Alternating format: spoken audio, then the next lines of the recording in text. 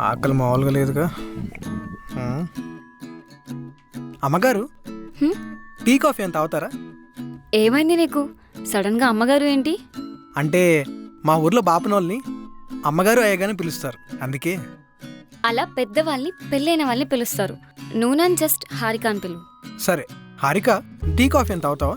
నేను tea coffee తాగను. పోనీ అని తింటావా? వచ్చినప్పటి నుంచి ఇప్పుడు అడిగేవి ఏం కావాలో కరెక్ట్గా.